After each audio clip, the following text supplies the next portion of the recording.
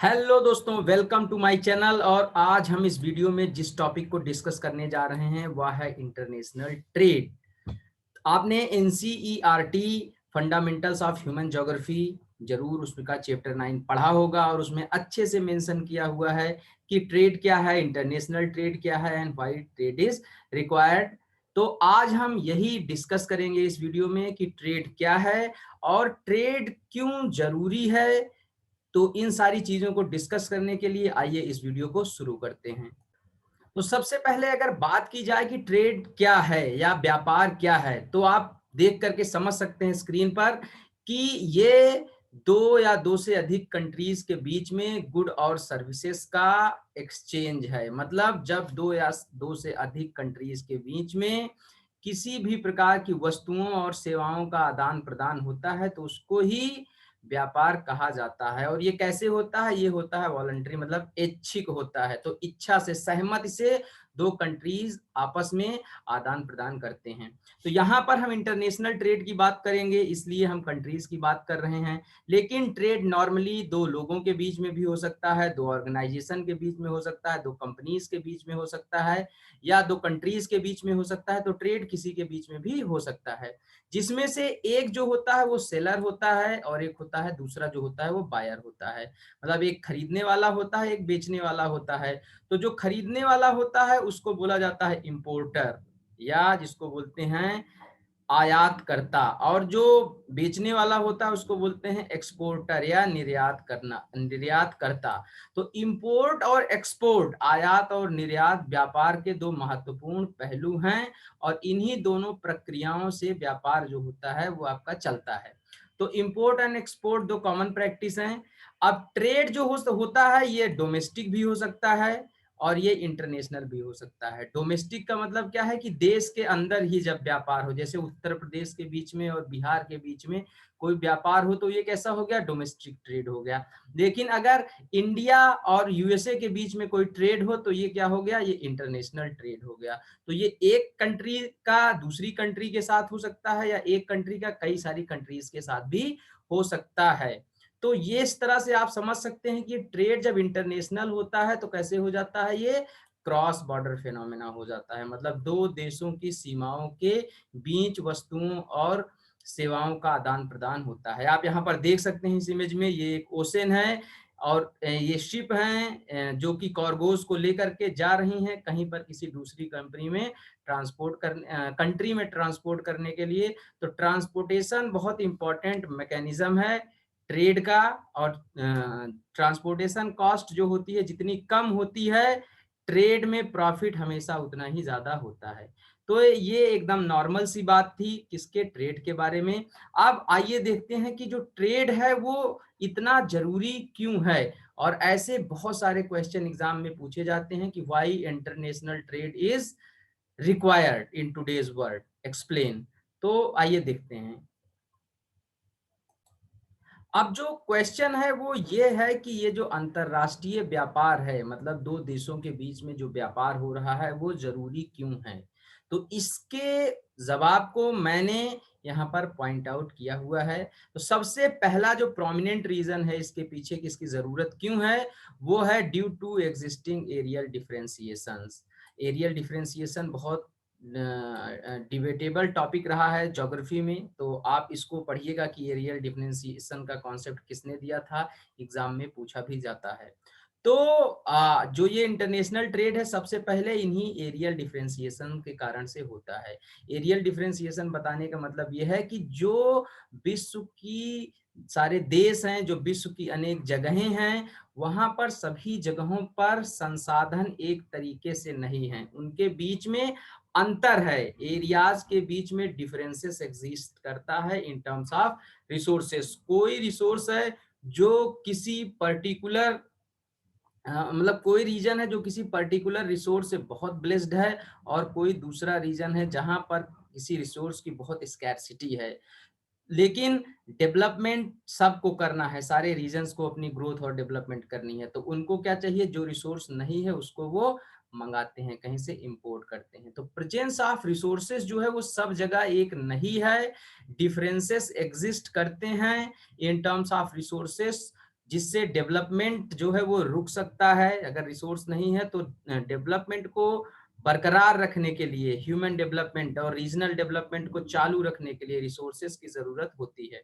Example मैं दूं, जैसे आप देखेंगे जो गल्फ कंट्रीज हैं, गल्फ कंट्रीज के पास ऑयल बहुत ज्यादा मात्रा में है, तेल का उत्पादन सबसे ज्यादा होता है ना। आपने देखा होगा यूएई हो गया, सऊदी अरेबिया हो गया, ईरान हो गया, तो ये सारे कंट्रीज हैं जहां तेल है, पर यहाँ पर क्या है, पानी की, ड्रिंकिंग वाटर की अवेलेबिलिटी बहुत कम है। तो तेल जो इसके पास एक्सेस है, ये एक्सपोर्ट कर देता है वर्ल्ड की कंट्रीज को, अपनी इकोनॉमी को ग्रो करने के लिए, अपने लोगों के विकास के लिए, मतलब चीजें सुचारू रूप से चलें उसके लिए। लेकिन इसके साथ साथ ये वाटर ना होने से वाटर कई बार इसको इंपोर्ट करना पड़ता है, और इसके पास लेबर शॉर्टेज है, मतलब संसाधन तो मिल गया है लेकिन आदमियों की कमी है। तो लेबर ट्रेड ये मतलब गल्फ कंट्रीज करते हैं, दूसरी कंट्रीज से जो है वो जो श्रमिक हैं उनको अपने यहाँ बुलाते हैं, काम करवाते हैं और उसके बाद फिर उनको वापस भेज देते हैं। तो सबसे ज्यादा श्रमिक साउथ एशिया और साउथ ईस्ट एशिया से आते हैं। तो एरियल डिफरेंशिएशन बहुत ही इंपॉर्टेंट रीजन है इंटरनेशनल ट्रेड के लिए। ओके, आप उसके बाद दूसरा जो है कि no country world in the world is self sufficient to fulfil all their needs. अपनी सारी जरूरतों को पूरा करने के लिए सभी कंट्रीज आत्मनिर्भर नहीं हैं, कुछ ना कुछ संसाधन की कमी सबके पास है, और वो जो संसाधन की कमी है उसको पूरा करने के लिए व्यापार करते हैं कंट्रीज। जैसे इंडिया के पास ऑयल नहीं है तो इंडिया क्या करेगा, इंडिया ऑयल गल्फ से खरीदेगा। इंडिया के पास अगर आप सोचिए कि मैन्युफैक्चरिंग सेक्टर को डेवलप करने के लिए आयरन की और नीड होगी तो इंडिया क्या करेगा, आयरन खरीदेगा किसी ना किसी कंट्री से, कोल कहीं ना कहीं से खरीदेगा अगर उसकी नीड्स नहीं पूरी हो पा रही हैं, उसका जो डोमेस्टिक प्रोडक्शन है उससे। तो इस प्रकार इसके लिए भी जो है वो ट्रेड की जरूरत है। फिर in economic terms trade happens due to existing demands in labour market. ये बहुत बड़ा चीज है जिसके कारण से ट्रेड जो है वो होता है। एग्जिस्टिंग डिमांड मतलब अगर मार्केट में जो वहां पे लोग रह रहे हैं या जो कंपनीज काम कर रही हैं वो किसी स्पेसिफिक डिमांड को करती हैं, तो क्या करना पड़ेगा, हमेशा ही अगर डोमेस्टिक जो है वो प्रोडक्शन उस डिमांड को पूरा नहीं कर पा रहा है तो बाहर से हमें इंपोर्ट करना पड़ेगा। तो एग्जिस्टिंग डिमांड बहुत बड़ा रोल प्ले करती है इसमें। तो जैसे कई बार क्या होता है, जैसे इंडिया में आप देखिए कि जो भी चीजें हो रही है, जैसे कुछ गुड्स यहाँ पर जो डेली यूज के हैं, या बाइक हो गई, ऑटोमोबाइल हो गई, कई कई बार ऐसा हो जाता है उस किसी चीज की डिमांड बहुत हाई हो जाती है और डोमेस्टिक प्रोडक्शन उतना नहीं कर पाता है, तो तुरंत गवर्नमेंट क्या करती है, उनको कहीं ना कहीं से मंगवाती है। मैं एक सिंपल सा एग्जांपल दूं आपको, अभी कोरोना हुआ और कोरोना के टाइम पे वैक्सीन का शॉर्टेज बीच में आया। तो वैक्सीन का शॉर्टेज आने के कारण से क्या किया, जब डिमांड उसकी बढ़ी, कई लोग प्राइस हाई करके बेचने लगे डिमांड के कारण से, तो गवर्नमेंट ने क्या किया, उसको बाहर के कुछ देशों से इंपोर्ट करना शुरू किया। तो ये इसका एक बहुत अच्छा एग्जांपल है। तो एग्जिस्टिंग डिमांड जब मार्केट में रहती है, किसी भी चीज की मांग रहती है, तो उसको पूरा करने के लिए भी इंटरनेशनल ट्रेड करना पड़ता है। अब इस सीरीज में अगला जो पॉइंट है वो है climatic diversity and crop production, मतलब जलवायु विभिन्नता और उसके साथ साथ फसलों का उत्पादन। आपको पता है अलग अलग जलवायु में या अलग अलग क्लाइमेट में अलग अलग तरीके की क्रॉप्स होती हैं। जैसे जनरली जो राइस है आपका, वो ट्रॉपिकल क्रॉप है, जहां पर पानी की बारिश ज्यादा होती है वहां पर होता है। लेकिन वीट जो है, गेहूं जो है, वो कोल्ड क्लाइमेट्स की क्रॉप है। तो जहां पर वीट नहीं होगा वहां पर क्या होगा, वो जो भी कंट्रीज होंगी वो वीट, अगर वहां के लोग ब्रेड खाते हैं, रोटी खाते हैं, तो वो क्या करेंगे, इंपोर्ट करेंगे कहीं ना कहीं से। या जहां पे चावल नहीं हो रहा है, अगर वहां पर चावल की डिमांड है तो वो लोग चावल इंपोर्ट करेंगे। तो ये जो क्लाइमेट है, ये क्लाइमेट और उसके अनुसार जो फसलों का उत्पादन होता है, ये भी बहुत बड़ा रोल प्ले करता है किसके, ट्रेड के लिए। तो इंटरनेशनल ट्रेड इसके टर्म्स में भी होता है। तो जैसे मैं एक यहाँ पर और एग्जांपल देता हूँ, जैसे desert countries of the world हैं, ठीक है, चाहे वो हार्ड डेजर्ट है या कोल्ड डेजर्ट, जो भी तरीके के डेजर्ट हों, वहां पर तो ज्यादा ग्रेन प्रोडक्शन होता ही नहीं है, अनाज उत्पादन नहीं होता है। तो क्या करते हैं, बाहर के देशों से अनाज मंगाते हैं, है ना। जैसे आपका रसिया वगैरह हो गया, साइबेरिया वगैरह रीजन है, वहां पर ज्यादा क्रॉप प्रोडक्शन नहीं होता है। सहारा के बहुत सारे कंट्रीज हैं जहां पर ज्यादा क्रॉप प्रोडक्शन नहीं होता है, तो वो जो भी अगल बगल के कंट्रीज हैं उनसे क्या करते हैं, ग्रेन मंगवाते हैं, वो जैसे चाइना से, इंडिया से वो इंपोर्ट करते हैं। तो इस तरीके से जो गेहूं, चावल या और भी जैसे कॉर्न हो गया, ये सारी चीजें जो होती हैं दूसरे रीजन से आती हैं। जैसे यूएसए की मैं बात करूं तो आप देखेंगे यूएसए की जो मार्केट है, वहां पर यूएसए जो है वो रेड मीट का सबसे बड़ा एक्सपोर्टर है। कॉर्न वहां पर बहुत होता है, तो ये रेड मीट और कॉर्न यूएसए बाहर बहुत सारे कंट्रीज को एक्सपोर्ट करता है। तो ये भी एक बहुत अच्छा उदाहरण हो सकता है इसका। उसके साथ साथ अगला उदाहरण है, जैसे मैं उदाहरण दूं वूल का या ऊन का। तो ऊन जो है वो कोल्ड क्लाइमेट्स में ज्यादातर होता है। जैसे आप कश्मीर वगैरह में देखेंगे ना, कश्मीर की पाशमीना वूल के बारे में आपने जरूर सुना होगा, वो बहुत ही फेमस है। तो ऐसे ही बहुत सारी ऊल होती हैं जो कोल्ड क्लाइमेट्स में होती हैं, और वो दूसरी कंट्रीज जहां पर नहीं है ऊल उतना, वहां पर उससे बने हुए प्रोडक्ट्स जैसे स्वेटर वगैरह या वूल डायरेक्टली ही ट्रांसपोर्ट किया जाता है। तो साइबेरिया हो गया, आपका कनाडा हो गया, इन सब जगह की जो वूल होती है अच्छी क्वालिटी की होती है और वो ट्रांसपोर्ट करी जाती है। उसी तरीके से जैसे ट्रॉपिकल कंट्रीज में होते हैं बनाना, कोकोआ, रबर, और उनसे ये सब दूसरे देशों को एक्सपोर्ट किया जाता है। जैसे इंडोनेशिया वगैरह हो गया, मलेशिया हो गया, तो यहाँ पर रबर और कोकोआ और बनाना ये सब बहुत अच्छी क्वांटिटी में होता है और बहुत सारे कंट्रीज को ये एक्सपोर्ट किया जाता है। तो इस तरीके से ये इसका एक बहुत अच्छा एग्जांपल है। इंडिया स्पाइसेस जो मसाले हैं वो बहुत एक्सपोर्ट करता है दूसरी सारी कंट्रीज को, क्योंकि जो केरला है और जो साउथ इंडिया के नीचे वाले स्टेट्स हैं, वहाँ पर या southern part of south India के जो स्टेट्स हैं वहाँ से स्पाइसेस का प्रोडक्शन काफी अच्छा होता है और जो कि एक्सपोर्ट किया जाता है बहुत सारी कंट्रीज को। तो ये भी इम्पोर्टेंट रीजन प्ले करता है इसमें ट्रेड के होने में। नेक्स्ट है जो है वो इंक्रीज्ड पॉपुलेशन, बढ़ती जनसंख्या। जी हाँ, बढ़ती जनसंख्या भी ट्रेड को बहुत प्रभावित करती है, क्योंकि जितना डेंसली पॉपुलेटेड रीजन होगा या डेंसली पॉपुलेटेड कंट्री होगी वहां पर उतनी ज्यादा रिसोर्सेस की डिमांड होगी, और जितनी रिसोर्सेस की डिमांड होगी उसी की तरीके से वहां पर सरकार की जिम्मेदारी बनेगी कि गवर्नमेंट की जिम्मेदारी होगी कि लोगों को रिसोर्स प्रोवाइड करवाया जाए। तो ये बहुत ही बड़ा रोल प्ले करता है ट्रेड करने में। जैसे इंडिया में मैं आपको उदाहरण दूं, जैसे अभी इंडिया में लगभग 483 मिलियन मोबाइल यूजर्स हैं। मतलब इंटरनेट की बहुत बड़ी मार्केट है इंडिया, मोबाइल और इंटरनेट की। और बहुत सारे कंपनीज यहाँ पर इंडिया के साथ डेटा ट्रेड कर रहे हैं। सॉफ्टवेयर इंडस्ट्री बहुत अच्छे से इंडिया में डेवलप है, और जो हार्डवेयर, मोबाइल हार्डवेयर हैं उनकी कंपनीज इंडिया में इन्वेस्ट कर रही हैं।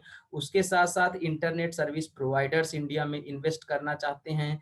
बहुत सारी कंपनीज हैं जो इंडिया के साथ जुड़ करके ट्रेड करना चाहती हैं, क्योंकि यहाँ पर क्या है, डिमांड है, इंटरनेट यूजर्स की संख्या है अच्छी खासी और उनको बड़ा प्रॉफिट हो सकता है। तो ये जो बड़ी बड़ी मार्केट बन गई हैं मोबाइल और इंटरनेट सर्विसेज की, और भी बहुत सारी सर्विसेज की, उनकी इंक्रीजिंग डिमांड को पूरा करने के लिए गुड्स ऑन सर्विसेज का ट्रेड होता है। और खाली इंडिया ही नहीं, बांग्लादेश, पाकिस्तान, इंडोनेशिया, ब्राजील, जो भी डेंसली पॉपुलेटेड कंट्रीज हैं सब जगह मार्केट में डिमांड है। तो एक तो मोबाइल की मार्केटिंग हो गई, फिर आपके साथ इंटरनेट की हो गई, उसके साथ साथ व्हीकल्स की। अभी 1990 के बाद से लगातार जो मोटर व्हीकल्स हैं उसकी डिमांड मार्केट में बढ़ी है। लोगों ने अच्छे से रोड डेवलप हो जाने के कारण से, लिविंग स्टैंडर्ड में इंप्रूवमेंट हो जाने के कारण से अच्छा खासा इन सबको यूज करना शुरू कर दिया है।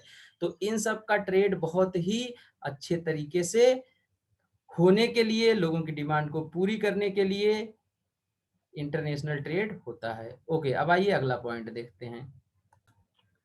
अब अगला जो पॉइंट है वो है टेक्नोलॉजिकल इनोवेशंस। तो जी हाँ, टेक्नोलॉजिकल इनोवेशंस के एक्सचेंज के लिए या फिर तकनीकी चीजों की को आदान प्रदान करने के लिए भी व्यापार बहुत ज्यादा जरूरी है। तो पहली चीज तो तकनीकी चीजें हो गई, जिसमें कौन कौन सी चीजें आ सकती हैं, बहुत सारे गैजेट्स आ सकते हैं, है ना। जैसे हम लैपटॉप यूज करते हैं, मोबाइल यूज़ करते हैं, वॉच स्मार्ट वॉचेज़ यूज़ करते हैं, उसके साथ-साथ बहुत सारी चीज़ें जो हमारी लाइफ़स्टाइल की हैं, जिनको हम गैजेट्स को यूज़ करते हैं। व्हीकल्स हो गई, डेली यूज़ आइटम्स हो गए, जो हम अपनी रोज़मर्रा की ज़िंदगी में चीज़ें यूज़ करते हैं, आपका हो गया पेस्ट हो गया, ब्रश हो गया, ठीक है ना? और भी मतलब बहुत सारी चीज़ें जो हम यूज़ करते हैं, बहुत सारे इंजीनियर्ड प्रोडक्ट्स जो हम यूज़ करते हैं, electric items, press, TV, fridge, cooler, ये सब बहुत सारे agricultural items, fuels, iron, steel products, chemicals, war materials, ये जो भी सारी चीज़ें जो इस्तेमाल होती हैं नॉर्मली, कुछ चीज़ें जो रोज़मर्रा की ज़िंदगी में लोगों को इस्तेमाल होती हैं, कुछ चीज़ें जो स्पेसिफिक पर्पस के लिए इस्तेमाल होती हैं, जैसे अब वार इक्विपमेंट्स हो गए, आपके ग्रेनेड्स हो गए और आर्टिलरी हो गया, आपका राइफल हो गए, है ना, टैंक्स हो गए, तो ये सब तो जो चीज़ें हैं वो स्पेसिफिक पर्पस वार टाइम या सिक्योरिटी के लिए यूज़ की जाती हैं। तो ये सब क्या है, ये सब भी इनोवेशंस होकर के धीरे-धीरे इम्प्रूव हुए हैं। तो इनको भी इम्प्रूव्ड चीज़ों को चाहने के लिए और उसके साथ-साथ जो टेक्नोलॉजी इसमें यूज़ हुई है, उसको भी लेकर के हमेशा ट्रेड होता है कंट्रीज़ के बीच में। तो टेक्नोलॉजिकल जो इनोवेशंस होते हैं वो बहुत बड़ा रोल प्ले करते हैं, जिसके कारण से ट्रेड जो होता है वो होता है। क्योंकि जैसे हमारे पास किसी चीज़ की टेक्नोलॉजी आ गई, सपोज़ जैसे एंटी बैलिस्टिक मिसाइल्स बनी, अगर वो बैलिस्टिक टेक्नोलॉजी इंडिया के पास हो जाएगी तो इंडिया डोमेस्टिकली उसका प्रोडक्शन कर सकेगा और उस वो हमेशा कॉस्ट इफेक्टिव होगा इंडिया के लिए। तो इंडिया क्या करेगा? इंडिया टेक्नोलॉजी ही खरीदने की कोशिश करेगा। क्यों भाई? वो बार-बार वहाँ से चीज़ें बन करके आएँ इंडिया में। आपने सुना होगा अभी इज़राइल का जब विवाद हुआ था, तो उसमें आयरन डोम की चर्चा हुई थी। अगर इंडिया के पास अपना आयरन डोम हो जाएगा, तो वो ऐसी चीज़ें अगर उसको ज़रूरत होगी, तो बाहर से क्यों खरीदेगा? वो अपना डोमेस्टिक प्रोडक्शन करेगा और उसके साथ-साथ उससे क्या होगा, वो बहुत कॉस्ट इफेक्टिव होगा, डोमेस्टिक हो जाएगा, उसके सारे राइट्स उसके पास रहेंगे। तो ऐसी बहुत सारी चीज़ें होती हैं, तो टेक्नोलॉजी इनोवेशंस जो है, टेक्नोलॉजिकल इनोवेशन, ये भी ट्रेड में बहुत बड़ा रोल प्ले करता है। तो सबसे पहले जो कंट्रीज़ हैं वो टेक्नोलॉजी चाहती हैं और टेक्नोलॉजी अभी ट्रेड का बहुत बड़ा ज़रिया हो चुका है ना? जैसे अभी कोरोना के टाइम पे क्लासेस क्या हो रही हैं? ऑनलाइन हो रही हैं।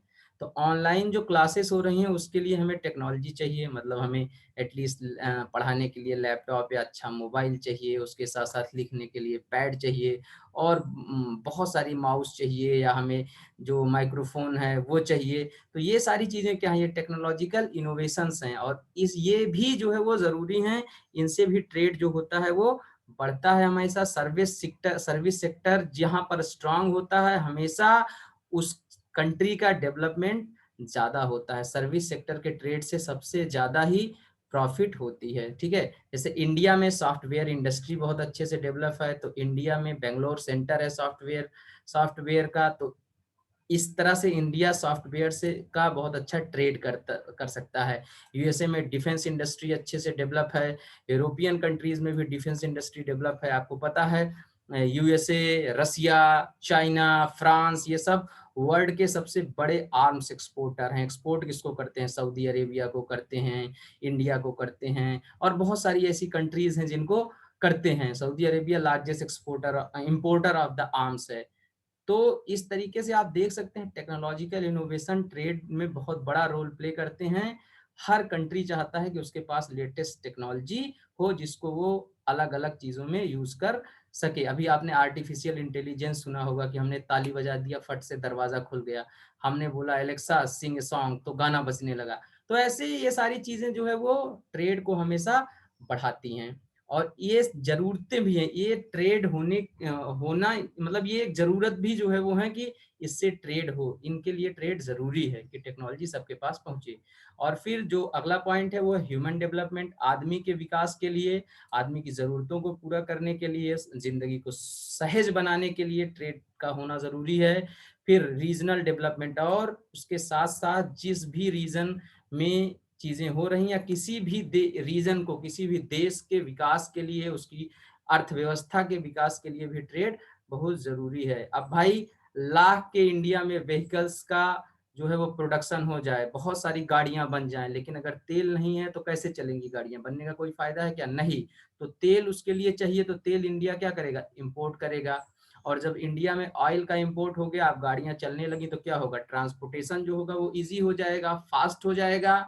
तो जो सर्विसेज हैं, गुड्स हैं, उनकी एक्सेसिबिलिटी लोगों में बढ़ जाएगी। उनका जैसे रॉ मटेरियल के सोर्स से इंडस्ट्रियल रीजन को जब भी कोई चीज ट्रांसपोर्ट करना होगा वो इजी हो जाएगा। जैसे कोई यहाँ पर आयरन इंडस्ट्री लग रही है, तो आयरन इंडस्ट्री, सपोज ये कोई आयरन इंडस्ट्री है, अब इसको क्या चाहिए, इसको रॉ आयरन चाहिए, ठीक है, कच्चा लोहा चाहिए, और उसके साथ साथ इसको चाहिए कोयला। तो कच्चा लोहा और कोयला, अगर फ्यूल की अवेलेबिलिटी है, ट्रांसपोर्टेशन चैनल्स अच्छे से डेवलप हैं, तो आराम से यहाँ पहुंच जाएंगे, इंडस्ट्री फंक्शन करेगी अच्छे तरीके से। और इससे क्या होगा, आयरन प्रोडक्शन होगा, प्लस ये इंडस्ट्रियल रीजन बन जाएगा, लोगों को रोजगार मिलेंगे। तो रीजनल इकोनॉमिक डेवलपमेंट के लिए भी जो है वो बहुत ज्यादा जरूरी है ट्रेड।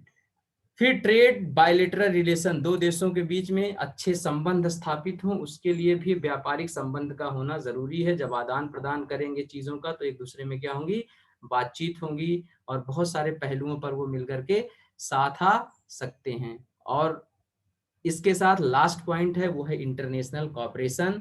तो अंतरराष्ट्रीय सहयोग के लिए भी व्यापार बहुत ज्यादा जरूरी होता है। तो आइए थोड़ा सा इस पॉइंट को डिस्कस करके वीडियो को एंड करते हैं। इस पॉइंट को मैं समझाता हूं आपको हाइड्रोक्सी क्लोरोक्विन के उदाहरण से। अभी जब कोविड जो है वो बहुत जोर पकड़ा, तो हाइड्रोक्सी क्लोरोक्विन बहुत इफेक्टिव ड्रग था कोविड के लक्षणों को कम करने के लिए। तो इससे क्या हुआ, यूएसए ने कहा भाई हमको भी हाइड्रोक्सी क्लोरोक्विन दो। तो इंडिया ने कहा ठीक है भाई ले लो, और इंडिया ने एक्सपोर्ट किया हाइड्रोक्सी क्लोरोक्विन यूएसए को, और उसके साथ साथ बहुत सारे और भी कंट्रीज को इंडिया ने एक्सपोर्ट किया। तो इस तरीके से ये क्या हुआ, ये एक उदाहरण हुआ इंटरनेशनल कॉपरेशन का। अब हो सकता है जब कभी ऐसी जरूरत पड़े, जैसे इंडिया में अचानक आपने देखा होगा कि जो कोरोना की सेकेंड वेव चली उसमें बहुत मतलब अफरा तफरी मच गई। बहुत सारे देशों ने क्या किया कि कुछ कुछ चीजें जो है वो इंडिया को भेजी। तो ऐसे क्या हुआ कि इंटरनेशनल कॉपरेशन जो होता है वो इंटरनेशनल ट्रेड जो होता है उसको कहीं ना कहीं बढ़ाता है। तो इंटरनेशनल कॉपरेशन भी एक इम्पॉर्टेंट पॉइंट है जो कि ट्रेड को बढ़ाता है, और इसके लिए ट्रेड की जरूरत है। तो इन सारे पॉइंट्स के साथ ही मैं इस वीडियो को खत्म करता हूं। उम्मीद करता हूं आपको मेरा वीडियो पसंद आया होगा, और अगर पसंद आया तो चैनल को लाइक शेयर और सब्सक्राइब करिए।